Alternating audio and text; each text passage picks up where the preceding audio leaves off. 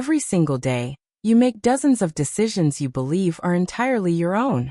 What to buy, what to watch, what to eat, where to click. But what if I told you that behind each of those choices, an invisible industry is quietly pulling the strings? An industry so embedded in the fabric of modern life that most people never stop to notice it. It generates over $1 trillion annually. It employs millions of people across every continent.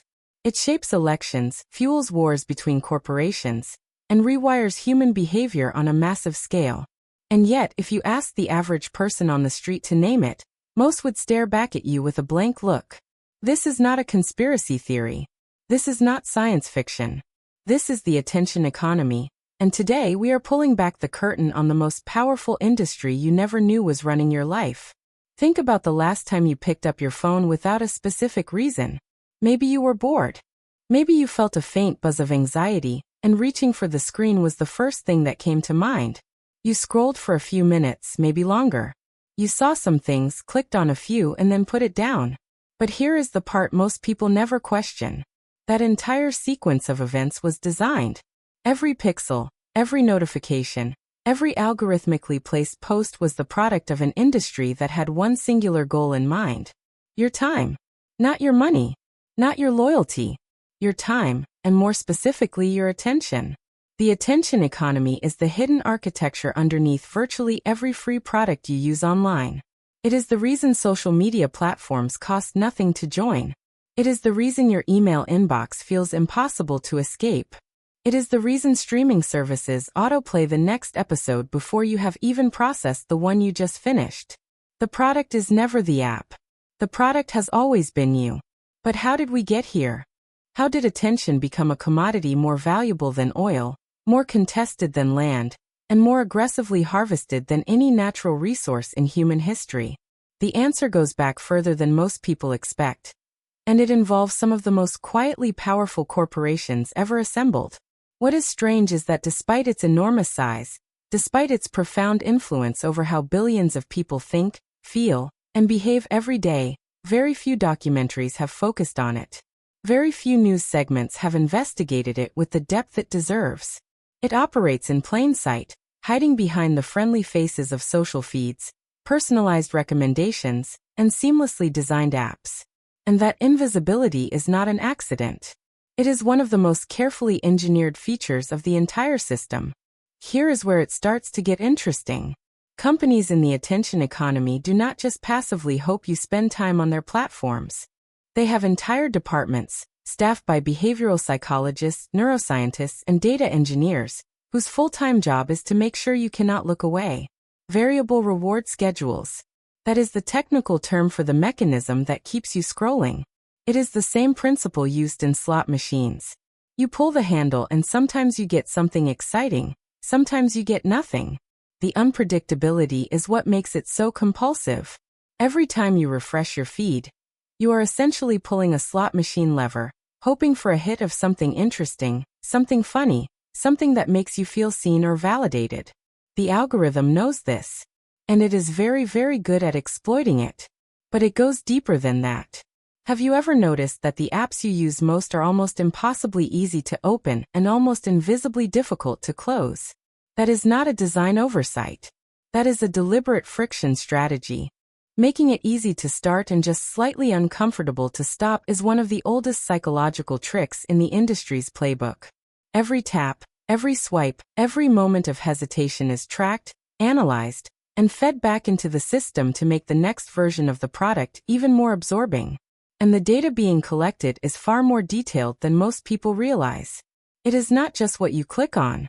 It is how long your eyes linger on a particular image.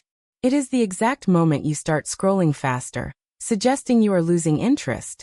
It is the subtle pattern of when you reach for your phone at night, what triggers you to open certain apps, and what emotional state you appear to be in based on your behavior. Some platforms have even experimented with analyzing the micro-tremors in how you hold your phone to infer your mood. Now pause and ask yourself, when was the last time you read those terms and conditions? So how does the money actually flow? If users are not paying, where does the revenue come from? The answer is advertising.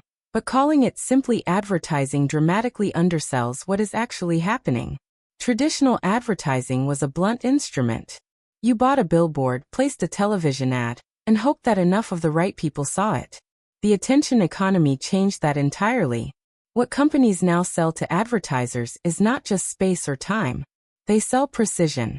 They sell the ability to reach a 32-year-old woman in a specific zip code who has shown behavioral signals suggesting she is considering switching car insurance, going through a breakup, or about to have a baby. The targeting is not just demographic. It is psychological, behavioral, and predictive. The players in this system are layered and interconnected in ways that are deliberately opaque. At the top sit the platforms, the social networks, the search engines, the video hosts. Below them are the data brokers, companies most people have never heard of, that buy, sell, and trade personal information on a staggering scale. There are companies that maintain profiles on hundreds of millions of people, tracking everything from purchasing habits to political leanings to health conditions, all assembled from the invisible data exhaust that modern life constantly generates. Then there are the advertisers themselves, ranging from small businesses to multinational corporations, all competing in real-time auctions for your attention. Every time a web page loads, there is an auction happening in milliseconds, with dozens of companies bidding for the right to show you a specific ad based on everything the system knows about you. You never see the auction. You only see the result. But the mechanics do not stop there. Content recommendation systems are perhaps the most powerful and least understood tools in the entire industry. When a platform recommends a video, a post, or a product, it is not trying to give you what you asked for. It is trying to give you what will keep you engaged the longest. Google, through its advertising platforms, brought in nearly $240 billion in ad revenue in the same year. Together, just these two companies capture close to half of all global digital advertising spend. And that is before you add in Amazon, TikTok, Snap, Pinterest, and the hundreds of other platforms competing for fragments of human attention every second of every day. The total global digital advertising market is now valued at over $600 billion annually, and it is still growing. To put that in context, the global film industry, which most people think of as enormously powerful and influential, generates roughly $100 billion per year. The music industry, another cultural titan, sits at around $26 billion. The attention economy dwarfs them both combined, and then some. And these numbers only reflect the direct advertising revenue. They do not account for the economic activity generated downstream. The e-commerce driven by targeted ads.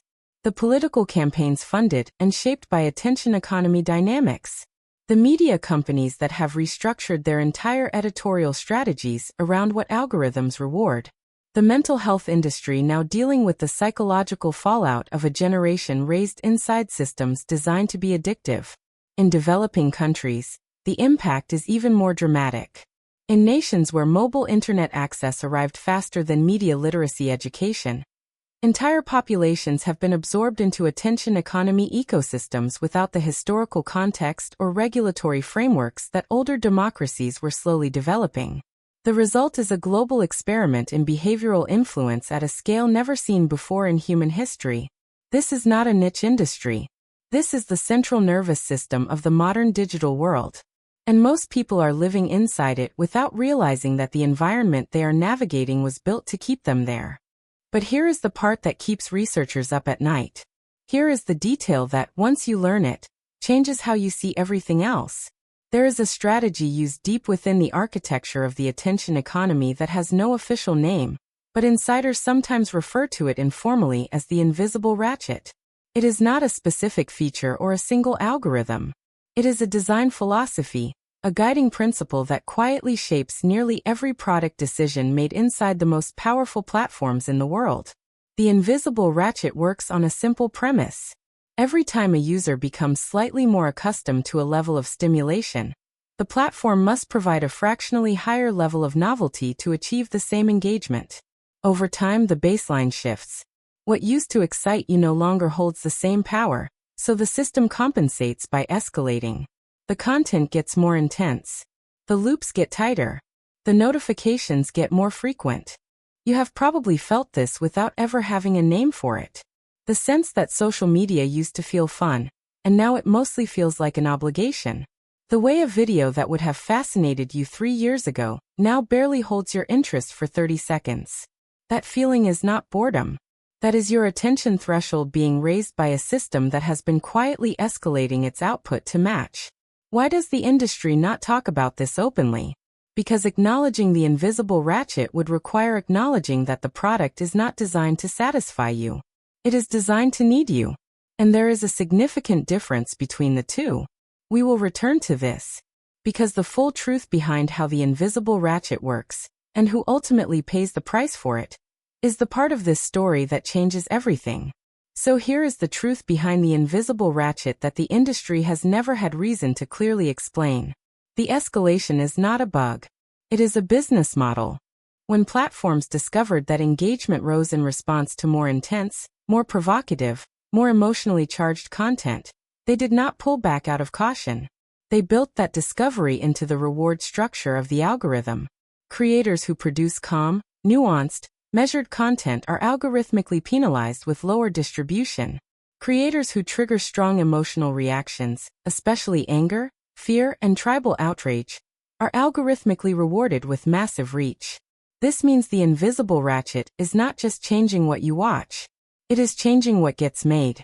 It is reshaping the entire information ecosystem from the inside, quietly selecting for a particular kind of content and a particular emotional register, not because anyone made a deliberate choice to radicalize or destabilize, but simply because those signals drove more time on platform, which drove more ad revenue, which drove higher stock prices. The people building these systems are not villains in any simple sense. Many of them genuinely believed they were connecting the world, democratizing information, and giving a voice to the voiceless. And in some ways they did. But the business model they built those ideals on top of had a different set of priorities, and over time the business model won. The invisible ratchet reveals something profound. At a system level, the attention economy is not optimizing for human flourishing. It is optimizing for human engagement. And those two things, it turns out, are not the same thing at all. So where does that leave us? You cannot simply opt out. The attention economy is woven into job applications, news, healthcare information, social connection, and civic life. Refusing to participate is not a realistic option for most people, and the industry knows that too. But awareness changes things. Not because awareness alone solves a structural problem, but because when you understand the system you are inside, you can begin to navigate it differently. You can notice the pull before you are already deep inside the scroll. You can ask why a particular piece of content made you angry, and whether that anger served you or the platform. You can begin to treat your attention not as a passive thing that happens to you, but as something genuinely precious that powerful systems are competing to take. There is a reason the executives who built many of these platforms reportedly limit their own children's screen time. There is a reason that Silicon Valley insiders often describe the products they built using the same language that doctors use when talking about addictive substances. They know what these systems were built to do. The billion-dollar industry nobody talks about is not hiding in a vault somewhere. It is in your pocket. It is on your desk. It lit up just a moment ago with a notification designed by someone, somewhere, to make sure you came back. The only question that remains is a simple one. Now that you know, what are you going to do with your attention?